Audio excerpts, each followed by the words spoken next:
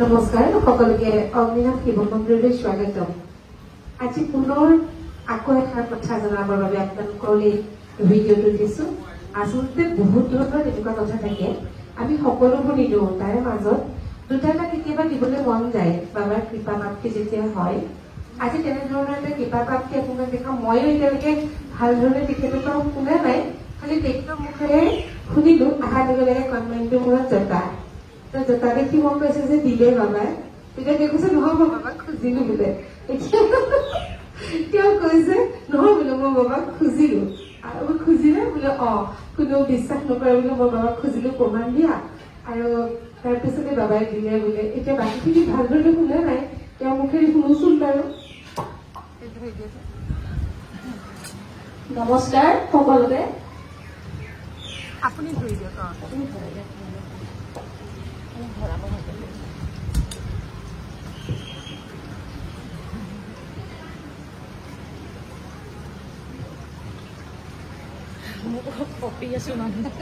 নমস্কাৰ সকলোকে।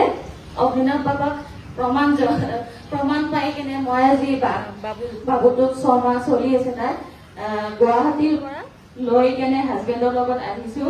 বহুত বাধা বিঘিনিৰ মাজত তাক লৈ কেনে ইয়াতে আহিলো। বাবাক কৈছো যে তুমি যেনেকে ন ৰাস্তাটো ওলাই দিয়া। বহুত চিন্তা কৰিছিলো যে কেনেকে যাম, কি হব, ইমান দূৰ একো চিনি নাপাওঁ। কিন্তু বাবাই চব ধুনীয়াকে একো প্ৰব্লেম নোহোৱাকে কৰি দিলে। আনকি সি একো আহোঁতে প্ৰব্লেমো দিয়া নাই। ই যেতিয়া মোৰ গাত আছিলে তেতিয়া মোৰ বহুত প্ৰব্লেম গ'ল। মই গোটেই 9 মাহটো বিচনাতে কটালো।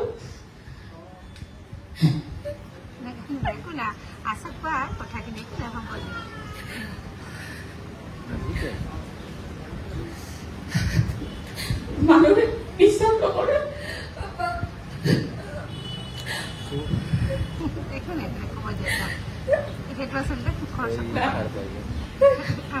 মোৰ বিয়াৰ দিনা মোৰ দেউতা ঢুকাইছে, মোক বিয়া দিব নাপালে মোৰ পাপাই। তাৰে 2 মাহ পিছতে বাবু গাত ৰল। তাৰপিছত ডক্টৰে ঘৰতে বহুত প্ৰব্লেম ওলালে। ডক্টৰে কৈছে যে বাচ্চাটো কিবা এবনৰ্মেল হব, কিবা হব। গোটেই 9 মাহটো মই বিচনাত কটালো। কিন্তু বাবাৰ কথা মোৰ লগৰ ছোৱালীজনী কলে মই সেনেকে হৰাই দি প্ৰমাণ পালো। গোটেই প্ৰব্লেম 9 মাহটোত মোৰ যিমান প্ৰব্লেম আছিলে বাবু ধুনীয়াকে হল। মোৰ ডক্টৰে কোৱা কথাও মিছা হল। আৰু ময়ো সুস্থ হবল, বাবু সুস্থ হবল, একো প্ৰব্লেম নহল। বাবু ধুনীয়াকে হল। আৰু সি ফাৰ্ষ্ট বহুত কান্দিছিলে। মই বাবাক খৰাই দি কেনে কৈছো যে ই যাতে হাঁহি থাকে, ইয়াক চালে যাতে মোৰ যাতে মানে মোৰ মুখত অকল হাঁহি ওলাই, মোৰ চকু পানী নোলায়। এতিয়া সকলোৱে ইয়াক ভাল পায়, ই সকলো তাতে যায় আৰু ই সকলো হাঁহি থাকে। আৰু কি কম, বাবাক বিশ্বাস কৰি মই যিখিনি পাইছো মই সকলোকে বিশ্বাস দিব বিচাৰো। সেইকাৰণে বাবুৰ 2 মাহ মানত যেতিয়া মানে মই কথাটো ওলালো যে অগ্নিনাথ বাবাৰ তাতে নিব লাগিব, মানে আমি প্ৰমাণ পালো। তো বহুতে ঘৰৰ মানুহেও বিশ্বাস কৰিবলৈ টান পায়। তো মই বাবাক কৈছো যে বাবা তুমি প্ৰমাণ দিয়া, তো তুমি প্ৰমাণ দিবই লাগিব। আৰু বাবাই 3 মাহ হোৱাতে ইয়াত জোতা দিলে। আৰু কি কম, মই ইমানখিনি প্ৰমাণ পাইছো। আনকি মোৰ হাজবেণ্ডৰ বিজনেছৰ ক্ষেত্ৰতো মই বহুখিনি প্ৰমাণ পাইছো। শৰাই দিছিলো মোৰ মাৰ ক্ষেত্ৰতো। আৰু বাবাৰ চৰণত সদায় চিৰকৃতজ্ঞ হৈ থাকিম সদায়। বাবাৰ মই সৰুৰ পৰা মানিছো। আৰু বাবাৰ শক্তিখিনি যিমান আছে সিমান শক্তি আপুনি মনেদি বিশ্বাস কৰক, আপোনাৰ চব ফল, আপোনাৰ সকলো প্ৰব্লেম সফল হব। আৰু মই বিচাৰো মই যেনেকে প্ৰমাণ পাইছো সকলোৱে বিশ্বাস কৰক আৰু প্ৰমাণ পাওক। আৰু প্ৰমাণ পোৱাটো বাবাই বিশ্বাস কৰিলে সকলোৱে সকলো বিপদৰ পৰা পৰিত্ৰাণ পাব।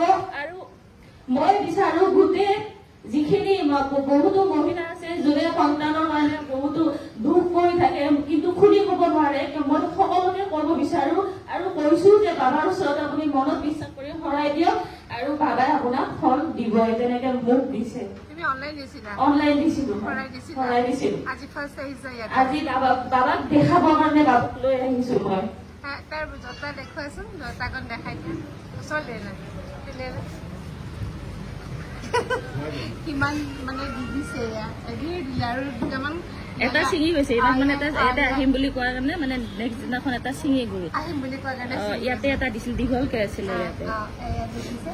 এয়া হৈছে আৰু এটা কথা যিখিনি মানুহে কয় মানে গাৰুত লাগি পেলাই হৈছে বুলি বহুতে মোক যদি হাজবেণ্ডে কৈ দিয়ে যে গাৰুত লাগি হৈছে বাছ ৰাতিটোৰ ভিতৰতে বহুত কৈ দিব যে মাইকী মানুহে বিশ্বাস কৰে মতা মানুহে নকৰে বিশ্বাস যেতিয়া এনেকে কৈ দিয়ে ন একদম ৰাতিৰ ভিতৰতে বেছি কৈছে গাৰুৰ পৰা লাগিছে বিচনাৰ কম্বলৰ পৰা লাগিছে নাই নহয় এনেকুৱা হয় মই কৈছো নাই নহয় বাবাই দিছে আপুনি বিশ্বাস কৰিবই লাগিব ঠিক আছে সকলোৰে মনৰ বাঞ্ছা সিদ্ধি হওক আপোনালোকৰ লাইনত আছে কিবা এটা উদ্দেশ্য লৈ আহিছে তাৰে সফলক তাৰে কামনা কৰিলো ধন্যবাদ